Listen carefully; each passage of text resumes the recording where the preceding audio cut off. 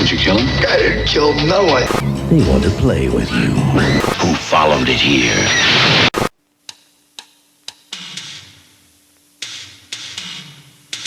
My sister owns a whorehouse. No, I will not tell you where you might end up in vice. A friend of ours was killed last night. Never knew anyone who died before. Everyone I know died, not me. Life is shit, and then you die. I warned you about the pills. You didn't fall off the stage again. It's just a sprain. You can't deny the night. I can get clean. I got the number. No! I think if I would have seen one more tit, I would have thrown up. I thought men like watching tits flop around. I don't like to see yours flopping around. They don't flop. How many people do you have to kill to believe that bullshit? All of you.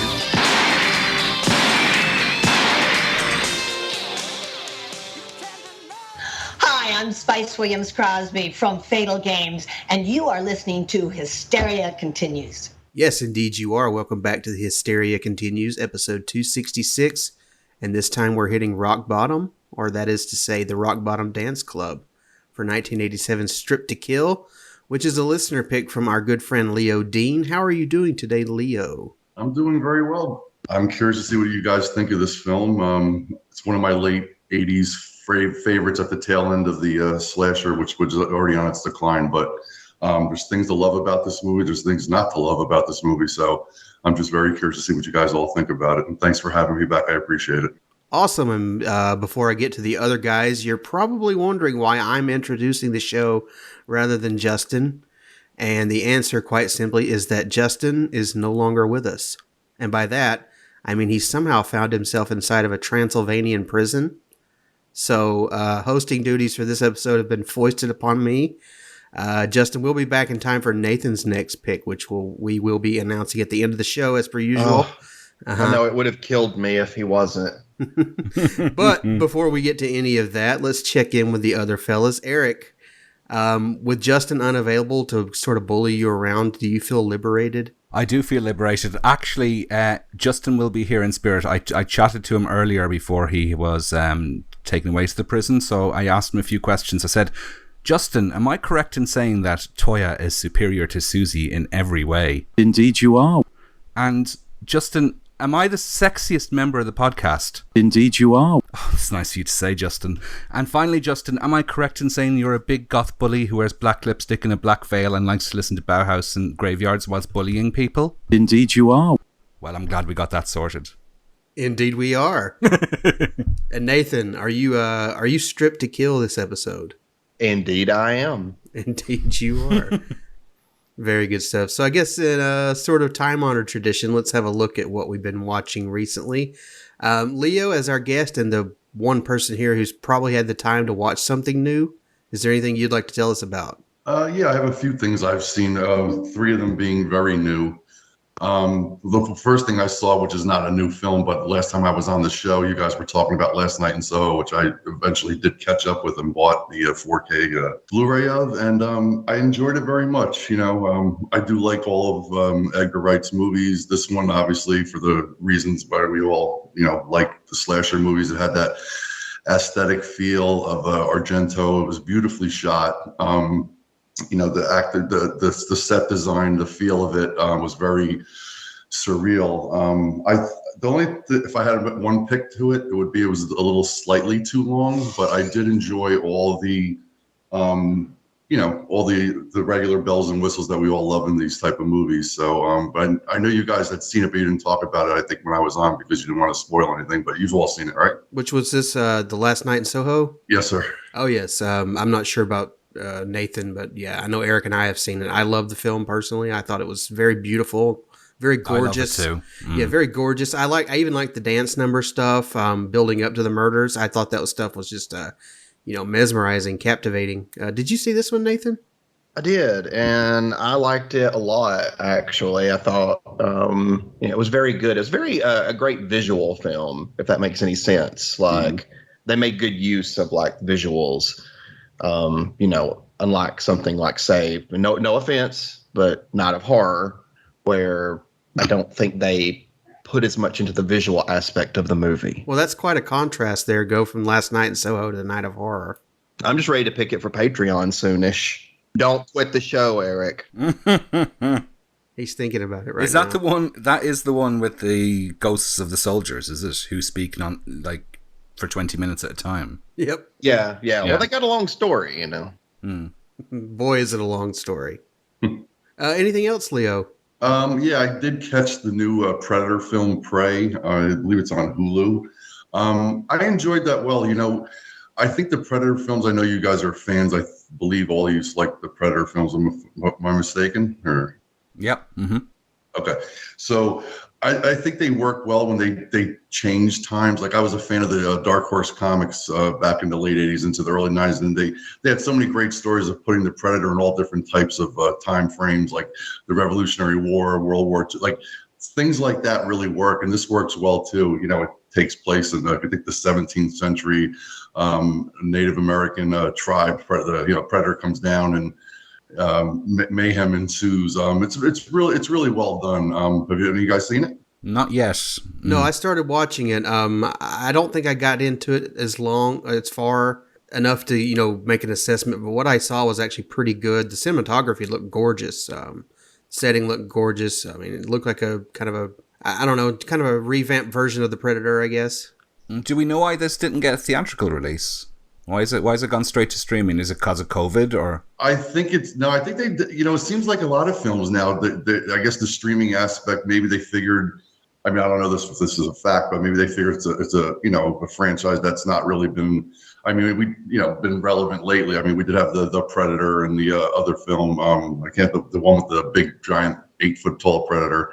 And that I think it wasn't well received, so I think they maybe figured let's just put it to streaming. But I mean, it's getting fantastic reviews. I mean, people really seem to like it. So, and they're actually now crying and saying, "Why didn't we get a theatrical release?" Because that would have been nice to see it on the big screen. Because it is like Joseph said, it's it's a great looking film and very, very, very good. Yep. My understanding is that it was budgeted less than the last Predator film, and the last Predator film, was kind of a box office bomb. So I guess they kind of hedged their bets with streaming.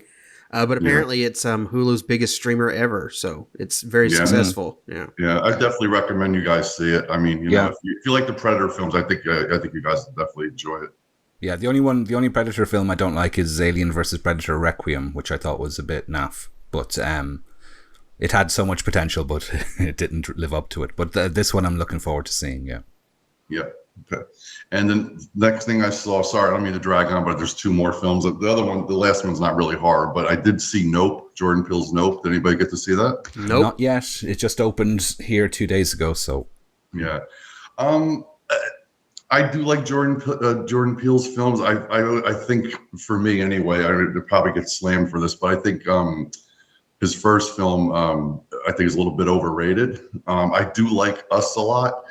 This one, it's no surprise of, it's definitely to do with the, alien type of things. Like, there's no secret there, but it's good.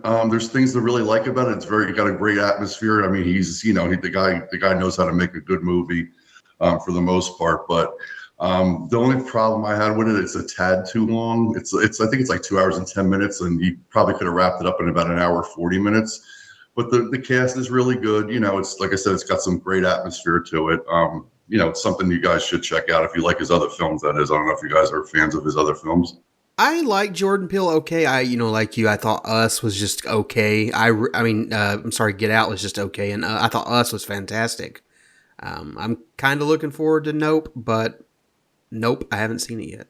I'm the same. I by the time I got to see Get Out, the glowing reviews had been everywhere. It had been all around the world, and everyone was saying how fantastic it was, and I felt a bit let down by it.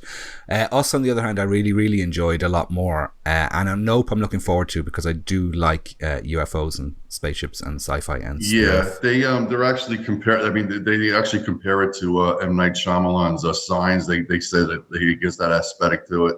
I like Signs. Yeah, and they actually, the one thing I just read, someone actually compared. They analyzed it like online with Jaws. Like there's a Quint type character in it, because obviously you can do. Jordan Peele's a huge Jaws fan. He puts I think in Us, one of the kids in the movie was wearing a Jaws shirt, and that was a direct drop. So, how about you, Nate? You like Jordan Peele's films?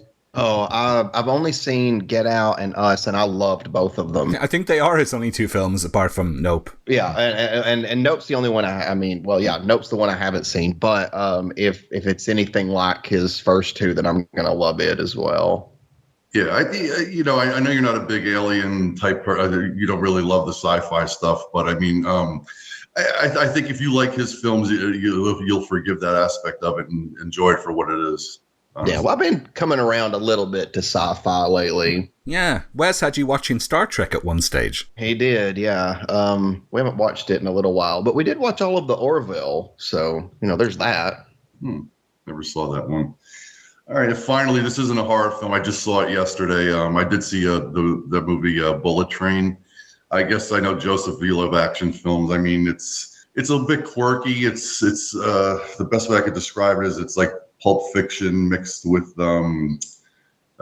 like other things, like little ins and outs of like different films, like flashback type of stuff and telling the story over and over. But again, these newer films, guys, it's just they're too long. I mean, this is like 2 hours and 2 minutes, and you don't need all that stuff. I mean, I don't know if you guys saw the trailer. I mean, Brad Pitt's good in it, obviously. I mean, he's I like Brad Pitt, but it's worth a watch, or maybe a rental, or if it's on your cable stations. But not that great.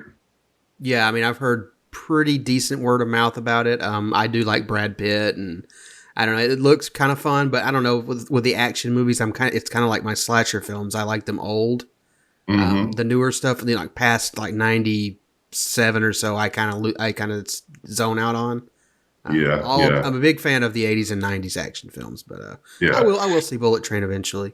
Yeah, it's entertaining. It's a way to pass a couple hours, but again, the length of these films are it's too much. Anybody else interested, Nate? I mean, I would definitely watch it. It hasn't really been on my radar, I guess. I've got such a backlog of movies I need to watch. I hear you. Erik?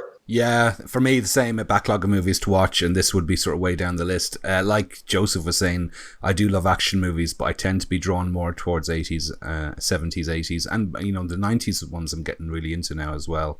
But I always tend to be kind of 20 years behind trends, so in 20 years' time, this will probably be a film I'll be, purchasing on Blu-ray and watching and loving. But I'm just never in the now, unfortunately, with new stuff. Yeah, I hear you. And that's it for me, guys.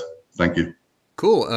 Erik, have you watched anything? Just stuff we're doing for the podcast again, I'm afraid. We've got Chocker sort of August, so we've got some commentary tracks to do, including our commentary for Friday the 13th, which we're doing for Patreon, and we've got lots of episodes to record, so that's what I have been watching, I'm afraid. Yeah, just those. What about you, Nathan? I'm in the same boat as Erik, I'm afraid. It's just that we have so much in like a small amount of time to get it done that all I've been doing is watching stuff that we're about to cover. Yep, and I'm pretty much in the same boat, so it looks like Leo's the only one with any recently seen this week. Well, we did only record last weekend, so we only had 7 days, yeah. That's very true. Well, that was recently seen, but I guess it's time now to don our G-strings and go on the search of a killer. So here's the trailer for 1987's Stripped to Kill, and I'll come back in post-haste with my thoughts. Stripped to Kill. Good Lord, who do you have to blow to get an air conditioner around here? Hey, I think Killer just peed on my bra. you go on next. I don't have anything to wear. Perfect. She knows what to do with her body and eyes. In the smoky zoo, she's a master of lies, and she dances for you. You're the only one. Then her body takes flight. She's only having fun, and just for a while, you can deny the night, deny the night, deny the night, deny the night. A maniac is killing strippers. Great, a stripper. How are they going to keep this quiet? Detective Sheehan has the only weapon that can stop him. Her body.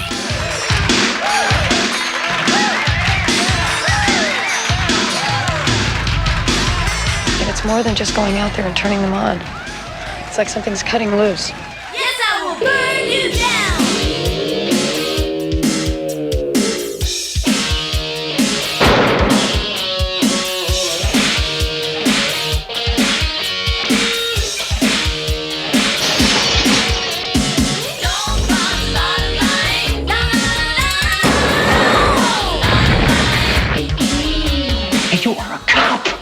to kill.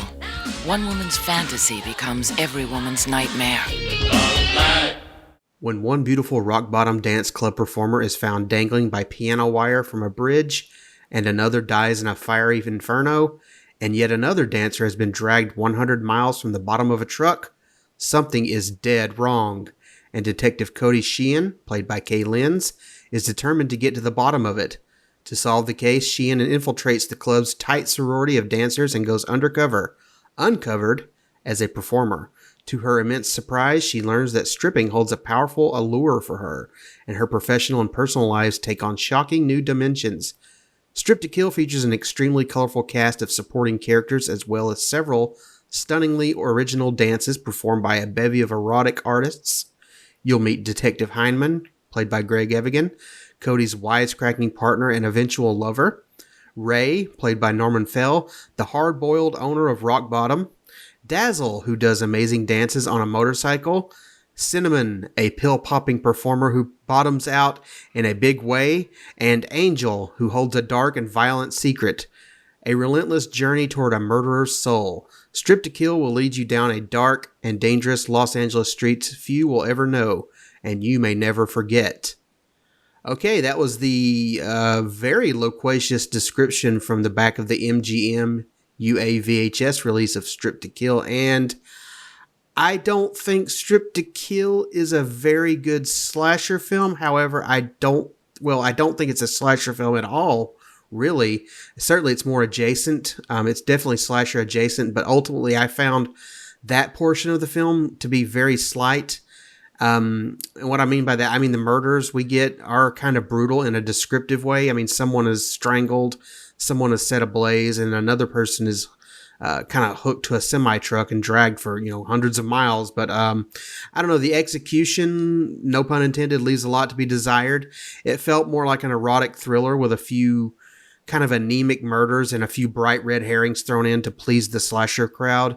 But for me, Strip to Kill, I think it works better when it's just letting the characters behave as they're meant to, be it the girls dancing in that dank pit of a club, or the rather sharp dialogue between Kay Lenz's lead character of Cody and her partner, played by Greg Evigan, in a role that was clearly written for an actor, good at channeling father figure era George Michael in the Fatigue department. I like their back and forth, and the banter really reminded me of the wit that went into something like All American Murder from 1992. In fact, I would argue that Strip to Kill is actually a pretty decent little kind of cheap jack cable strip club thriller with just the right amount of sleaze if you're into that sort of I guess that Cinemaxian aesthetic. But as a slasher film, it's a bit low on the totem pole as far as I'm concerned, at least with the thrills and spills. I also didn't like that a majority of the heavier action sequences took place outside of the strip club on these kind of overlit, I guess, fog machine swept street sets. When I think the ambience inside the club, it felt dirtier and more personal as it relates to the story. So yeah, I'm not sure where I would rank this. I mean, it's certainly not bad. It's certainly watchable, and we have lots of magnificent shoulder pads and big hair and some sparkling dialogue on display, even a hint of sardonic humor here and there. But as a thriller, I don't think it quite thrills when it needs to, though I will concede that the identity of the killer caught me off guard big time. So props to that. But I'll just say recommended if you spent even one day out of a year as a kid trying to watch these types of movies on like scrambled cable boxes. But I don't think it'll appeal to anyone looking for something beyond that. Leo, as this was your choice, how about you tell us your thoughts, please and thank you, and why you chose it? Okay. I chose it because I just, it has the, I can't say it. I don't want to give the thing. We're not going to spoil anything, or are we? No, we do. We spoil everything. Yeah, I know you usually do, but I don't know if you wanted me to or not. But, it has that whole crying game aspect to it that I found at that time. Obviously, the crying game hadn't come out, but I don't know. I think it's the whole feel of the film. It's the stuff in the nightclub, like you were saying, Joseph, did feel dirty, feel sleazy, and I agree that the stuff outside of the club felt more staged and you didn't really get that seedy feel of like, say, like a 70s or 80s, like 42nd Street type of thing. It looked a little polished, to be honest, that part of it. But I just find the characters so entertaining. I mean, Kay Lenz, who I really like, I like her a lot. I mean, and like you said, the banter between her and the male lead, I don't know. It's hard to explain exactly how I feel like about it. Like I don't watch it on a regular basis, but I remember seeing it. I believe I rented it probably in the late 80s or early 90s. I can't remember, but it just stuck with me because at that time in 87, I had graduated high school. So, I was one of the ones, like everybody else, like craving for some slasher. And I agree with you, Joseph. That's not definitely something high on a slasher totem pole. It does have some aspects of it that kind of can lump into the slasher genre, but and of course seeing Norman Fell, who I'm a big Three's Company guy, so I thought he was great. I mean, he has the great line in the movie where he says, you're the worst dancer I've ever seen in my life. You're hired. I mean, some of those lines and the things he comes up with are just hysterical. But in place, like you said, has all the great 80s things we love: the big hair, the shoulder pads. And, the choreography, I think, like the dancers, which I'll get into in some of the background I found out, but they were all like real dancers, so I got that feel for that. And, I just thought that was really well done. But while I agree that, that doesn't have many things as far as like a slasher thing with the kills and all that, but from what I could see, I mean, I just enjoy it, I just like it for what it is, Cool. Yeah, I do really like Kay Lenz in the lead role. I think she's very likable. Erik, what did you think of Strip to Kill? Yeah, this was a first time watch for me, this one. I had avoided it because it's called Strip to Kill and it's a Concorde movie, so I was kind of expecting one of those kind of late 80s Scream Queen movies, the kind that has Linnea Quigley and Brink Stevens in them, which just generally aren't my cup of tea. I'm sorry, Nathan, to break your heart there, but, I was expecting kind of a strip club set version of, Creepazoids or Hollywood Chainsaw Hookers, which I can watch, but I'm not too enthused about. So I was actually kind of pleasantly surprised that Strip to Kill actually has a genuine plot and takes itself quite seriously. I mean, it is booby-tastic, as the title would suggest, but there's a lot more to it for going for it than just that. I mean, it's not its sole reason for existing. So yes, I was generally taken aback by it. I mean, it's not a masterpiece by any means, but I did find it very watchable. There's a depth to the characters that is absent from a lot of this kind of thing. I thought this was quite like, it reminded me kind of what Cannon were doing around this time, with Charles Bronson, those type of movies. That's the kind of vibe I got from Strip to Kill. It didn't feel cheap, it felt like there was a decent budget behind it, possibly. Apart from the nightclub scenes, which felt very devoid of atmosphere. There's only about 6 people sitting around this club, so it feels kind of empty and doesn't feel authentic as such. But other than that, I thought it looked good and I thought it was really well acted. It does, I suppose, slow down slightly during the striptease sequences, but to be honest, it didn't bother me. They're kind of pushed to the background in the second half of the film anyway. I thought the male cop, the one who looks like Nick from Family Ties, or George Michael, I think you were comparing him to, Joseph, I thought he was a bit of a doofus. I mean, that trick he does with the switchblade surely crosses some kind of boundaries. I mean, and he does something at the end as well that baffles me too, but we'll discuss that later. I thought Kay Lenz's awkward dance routine was hilarious. It kind of if you remember in True Lies, where Jamie Lee Curtis starts dancing, quote, sexy for Arnold Schwarzenegger, and she starts doing this really sort of stupid dance at first, but it gets better obviously in that. But in this one, it's just, she's so awkward. I just thought it was great fun.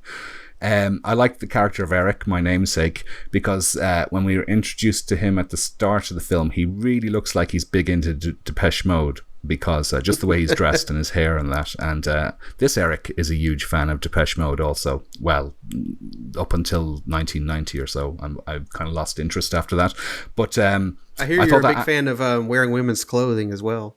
How rude. Spoiler alert. Sorry, I had to bully you a little bit. Yeah. You whore. But I thought the actor who played Erik, I think his name is Pia Kamakahi. I'm not sure how it's pronounced, but I thought he was great in the role that he plays, which I suppose we'll spoil in a minute. I thought the finale was quite strong. With the killer's reveal and that chase and the shootout in the strip club at the end, I thought was very strong, and that's probably the bit that really reminded me or really made me feel like I was in the middle of a Cannon movie with Charles Bronson, although Charles Bronson doesn't strip and get his boobs out. But thankfully. So this was a real surprise to me. As I said, I was expecting just sort of booby women with a threadbare plot and as threadbare as their G-strings. But it offers a whole lot more than that, and for that I am thankful. It's a thumbs up from me for Strip to Kill. I was pleasantly surprised. Nathan? Well, I was kind of hoping for boobied women with a threadbare plot myself. That's just the kind of movies that I love. I find them very entertaining. Strip to Kill, I like the film, but I think it was a movie that I liked it more this time, but the first time I watched it, I was a little meh on it only because I was expecting something different than what we got. I guess I expected to maybe be a little more heavy on the slasher side, and it's not really. I feel like a lot of it, and this is one reason that I like it.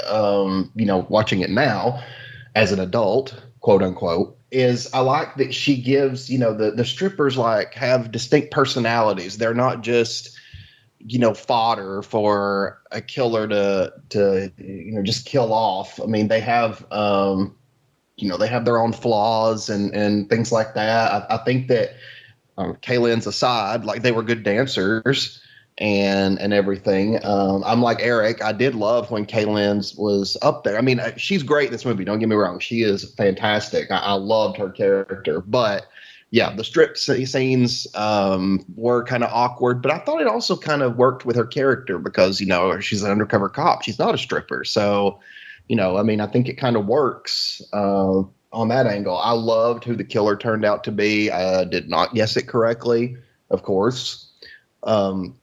But I will say that I was hoping for more action throughout, but the last 15 minutes or so after the killer's revealed and like Erik said, the big chase scene and everything, that's just fantastic stuff. That was so entertaining. Absolutely loved it.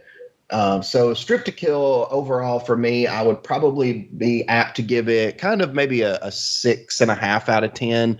I would have probably put more slasher action in it personally. And I know it's about undercover cops, but you guys, that I've mentioned this before, that the cop investigating aspect of horror movies just doesn't really do much for me.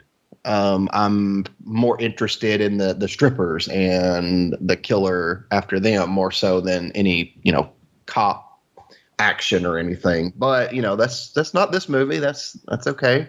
Not every movie has to be like that. So yeah, thumbs up for me. I did enjoy Strip to Kill. I tried to get Wes to watch it with me. I even told him, hey, look at the artwork. She is pole dancing on a knife blade. How do you not want to see what happens there? How does it not cut her up? But he said that he didn't think that there was a scene in the movie where she was literally dancing on a giant knife blade. And he was right. Well, I tried to convince him otherwise, but he didn't listen to me. You need to work on your lying game a little bit. Well, I thought that it was a good lie. You never know. There could have been hey, what if the killer replaced a pole with a knife? And the stripper went out to dance and grabbed the knife blade and it died on the floor. See, that's the kind of movie I would have made. Sounds like a good one. I like the character of Cinnamon. She's the pill popper. So we know that she's a pill popper. She just falls onto the danceway, and then she gets fired by Norman Fell later in the film. That's her contribution to acting like a junkie, is just to slightly fall over. I like the name Cinnamon. It just reminds me of a contestant on RuPaul's Drag Race. Yes. I also I love Norman Fell's character. He doesn't really get to do much, but kind of yell and chomp on a cigar. But I love he's like, are you going to screw me? She's like, I'm not screwing anybody to get this job. And he's like, no, that's not what I meant. Should we discuss the reveal at the end then? Yes. Now that was Spoiler quite. alert. That was quite shocking. I had it in mind that it was going to be one of the dancers, and kind of a jealous type thing. So I was really shocked when they revealed who the killer was. I did not see that coming. Now, at the start of the film, when the first dance that we see, that is Roxanne dancing, yeah? Yes, I think so. Yeah. Now, because when I, as I said, this was my first time watching it, I didn't know anything about the film, but I looked at that scene and I thought, is that a man? Is that the character of Erik dressed up in the opening sequence, or is that supposed to be? I think it's supposed. I'm not sure. Actually, No, I don't. I think the opening dancer. No, I don't think that's him. Okay. Yeah, no, it's not. No. Okay, because I thought, she was a little mannish. Well, I mean, they did a good job of obfuscating him dressing up as Roxanne.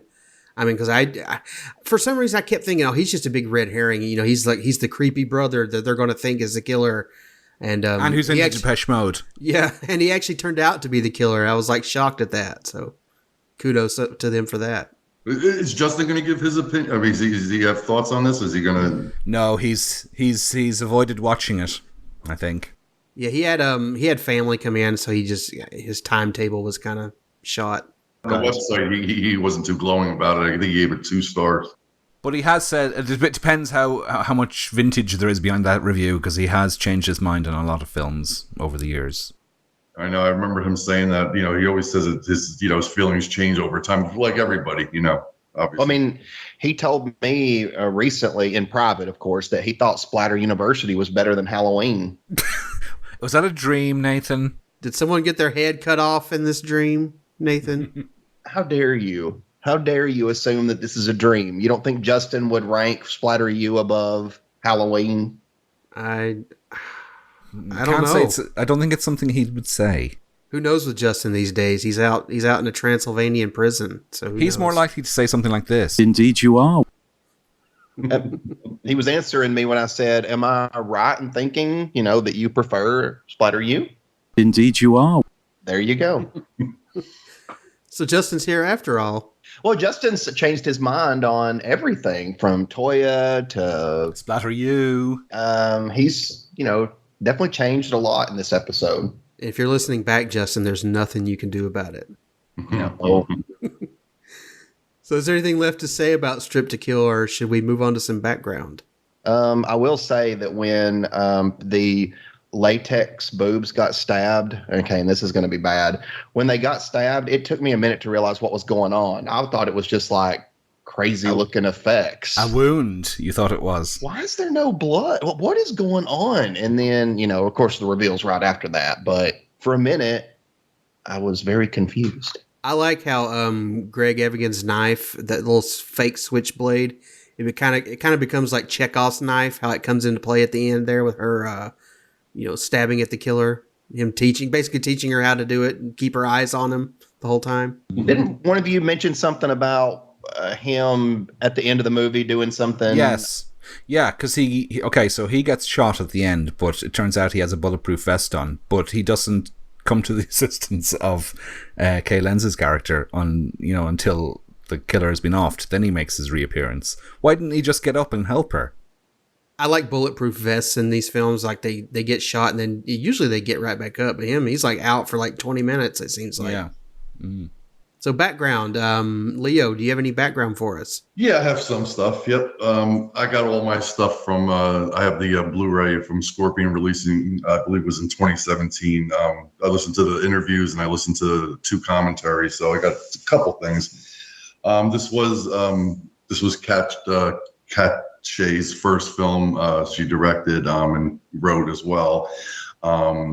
She apparently she made some kind of bet with her at the time husband, something about mussels, like the fish you eat, that mussels in the clam, that during a certain part of the year, if you eat them, I guess the way they grow or whatever, you could die. And she didn't believe it, and he proved her wrong. And for her getting the answer wrong, he said, now you have to go to a strip club. So she went in not wanting to go in, but she said she was amazed that the dancers she had seen, they had some kind of artistic dances to them, which very much impressed her. And she got this idea about making this film from going to that strip club.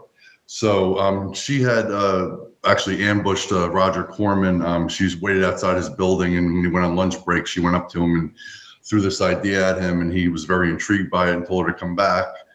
And when she went back in, I guess she had, pitched the idea to him, and he said, okay, fine. It sounds like a great idea. And she kept giving him treatments of the script, and he kept denying them because he said they were too long, until finally she whittled it down to where he said, okay, that's a go. She actually went to the actual strip clubs and had, cast these dancers, and she had them take acting lessons and then choreographed. There you go, Yeah. Choreographed. You're starting to sound like lessons. Justin over there with the tongue tied. Yeah, sorry. And she had them take the lessons, and obviously they did pretty decent work, obviously, because you've all said how much you like some of the characters that were the dancers. The only thing Roger Corman had a problem with, he didn't think that these dancers could actually portray it, portray the characters that they were going to play. Like, he didn't buy into it. And then I guess she hired a female impersonator to go to his office, and I guess that which turned out to be, I believe, Pia Kamikaze, I think. And I think he was so freaked out by it that his face turned like a weird shade of color, and he's like, okay, just get out of it. Kind of threw them out of the office, I guess, because he was so surprised. And speaking of Pia, I guess Kat had found her in a club, I guess, called La Cage aux Folles, I guess, which was that movie from the late 70s, but this was the name of the club. Just skimming through here. Speaking of Kat, going on to Kay Lenz. She had just shot a Rod Stewart video just before the song was, I think, Infatuation, if I remember. And she was briefly married to David Cassidy as well. Swoon. David Cassidy is way dreamy. Yeah. She's best known, obviously, for, I think, one of Eric's favorite films is House, right, Eric? Yep. I love her in House. Love that. Yeah, and she's also in that awesome movie, which I just got the Arrow Blu-ray for, Initiation of Sarah, the nod out to Amanda Reyes. She did the commentary on that, and it's very, very good. I love that film as well. There was a sequel called Strip to Kill 2, Live Girls, which I've never seen. I don't know if any of you guys have seen that, but I never did. The film was very successful, which made Roger Corman very happy. And he actually came up with this thing. He thought this would become a genre, which I don't think it did very much, called the stripper in danger genre, which that was, like he said, that was his idea, So the other thing about Kay Lenz too, I forgot to mention, was she was in she did some films too as well. I'm sorry, not Kay Lenz, Kat Shea. She was in Psycho 3. She was the girl that got killed on the toilet. And I was thinking about, like, Friday the 13th Part 3 was like the same type of kill. I don't know if you guys remember that. Do you guys remember that? I do. That's what I wanted to hear. I knew that was coming. Yeah. And she was also in Scarface. She was billed as the background bar girl. She was doing that scene where Tony Montana is almost assassinated in the nightclub. And she did recall really loving being on that set with Brian De Palma. Talked about how great, gave her the bug, I guess, to direct, because she really enjoyed that. And she did work with Roger Corman on some other films as well. She did some other movies for him. She wrote some stuff. She wrote that film, I believe, Streets, with Christina Applegate. I don't know if you guys have ever seen that. That's a pretty dark movie. And let me see. Yeah, that's all I got. I know Eric will have some other stuff, and Nathan will too as well. So. Okay, well, Nathan, do you have any background for us? No. Eric, do you have any background? Okay, well, Nathan, you'll be interested in this bit of background I have. Kat Shea was born in Michigan. That's a city myself and Nathan are very fond of, isn't it? Possibly. Yeah, possibly. Yeah. She co-wrote this film with her then husband Andy Rubin, and his brother actually appears in the film as the guy who sells sort of the stolen goods from the trunk of his car. So I realize I'm on with three Americans here, so we would say boot over here, but I think you guys call it the trunk. Yeah. Yes, so Katche had worked with Roger Corman, as you said, Leo. She had been one of the leads, actually, in the 1985 film Barbarian Queen. And that's how her connections with Roger Corman started. And as you said, she'd been in things like Scarface and My Tutor and Psycho 3. And this is what she described as being her kind of film school. Because I think she was in her late 20s, was she, when she directed this, which is relatively young. No, sorry. I think she said in the interview, it's weird. She said she was in her early 20s, but I don't know. As you said, the majority of the strippers in this were played by real strippers/dancers, except for the actress who plays Cinnamon, who is Kat Shea's accountant's assistant. There we go, that's kind of complicated. And apparently they danced to popular hits of the day that had to be replaced in post-production because they couldn't afford any of the rights, obviously. Which reminds me of... oh no, I can't say anything. Oops. Edit that out. That kind of reminds me... it kind of reminds me, I actually liked some of the music in this film a lot. Some of the songs were very catchy.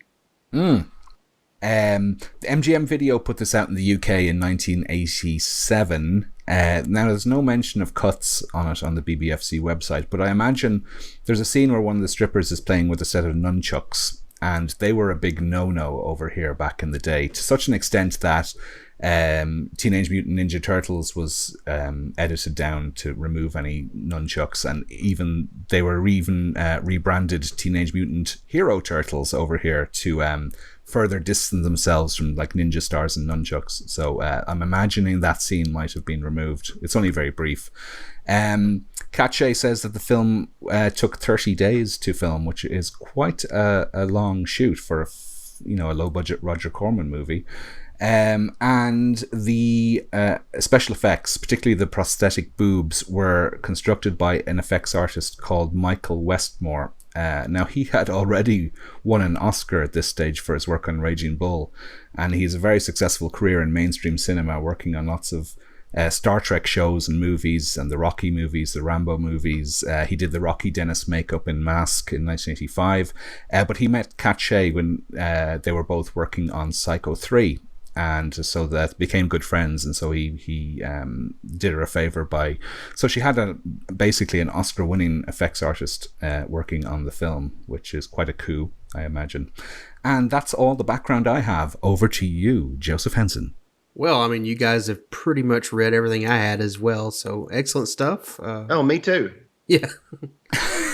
But across social media, let's see, there were 16 comments overall. And from that, Billy Vidrine writes, a fantastic early example of the direct-to-video, more or less erotic thriller with more than a little slasher action.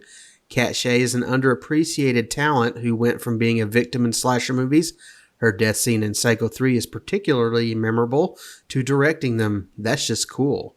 And Dave Felter says, it's stripped of quality. Ooh, harsh. Yeah, very harsh, Dave. We should mention, did we mention that Katche, of course, went on to direct The Rage Carrie 2? Ah, yes, that's right. Yeah. Oh, I love that movie. Me too.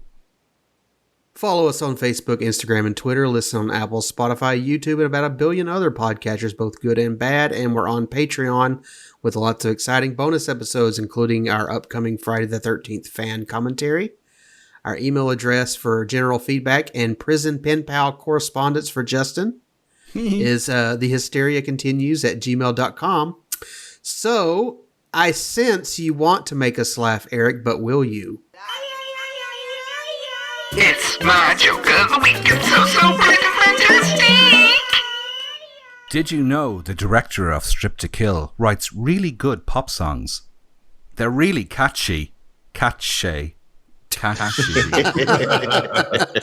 one, Erik. Good one. I like that one. Yeah, that was quite good, Thank Erik. you. Thank you very much.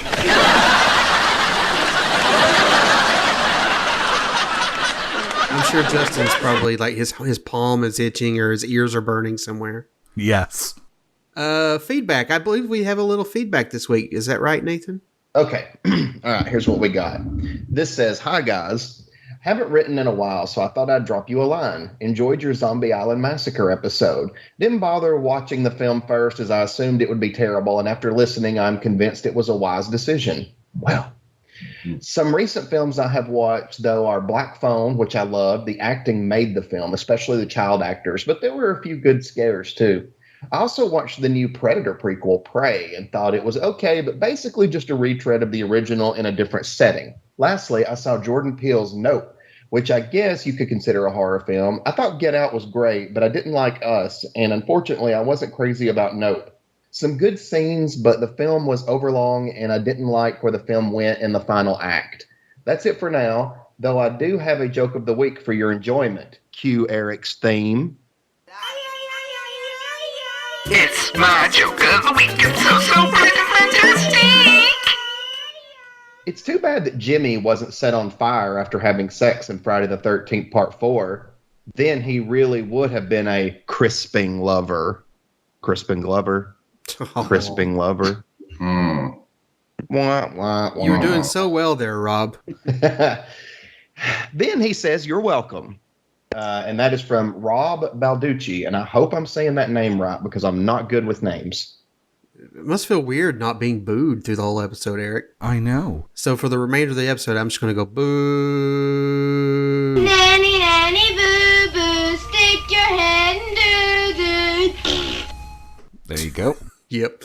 So he actually, Leo covered pretty much everything he had to say in his feedback in his recently seen. None of us have seen The Prey yet, and none of us have seen Nope yet, so we don't really have an answer to you right now, Rob. But thanks for writing in. I have seen Nathan's next pick though, if that's any use to anyone. Yeah, and I just want to say that Eric literally said, "Thank God for picking this film," and I'm just so flattered, Eric. Yes, because it's 77 minutes. Now it's not 62 minutes, unfortunately, like Axe, but still. Well, it has more deaths. I'm gonna go with the classic 1987 film, The Newlydeads. The Newlydeads. It features an actor that went on to work in Pan's Labyrinth. And The Shape of Water. There you go. I mean, if it's got an actor of that caliber, it's got to be good. Well, that's the rule. That is the rule. Yeah. All right. Well, join us for The Newlydeads next time with everyone's favorite goth back in the driver's seat. And I thought it'd be humorous to play out with the theme song to Three's Company. So come and knock on our door. Yeah, so come and knock on our door as we play out with that, and we'll close the show by saying thank you for listening and for your continued support throughout Patreon. We very much appreciate it. So, and thanks to Leo for joining us. Yes, thank you, Leo. I'm totally spacing on that. Anything you want to mention or plug or anything like that? No, I have no plugs, guys. But again, I appreciate you having me back on. I enjoyed it. How do you charge your laptop then? Oh, Eric. That's another joke of the week, Eric. It is. You're just full of jokes today. I'm full of jokes. Yeah, thanks again, guys. I appreciate it. Love talking to you guys, and of course, I love the show. So, thank you. Thank you. So, I guess all that's left now is to say goodbye to the good people. So, say goodbye to the good people. Bye, good people. Bye. Bye. Bye-bye now. Come and knock on our door. Come and knock on our door. We've been waiting for you. We've been waiting for you. With a kiss.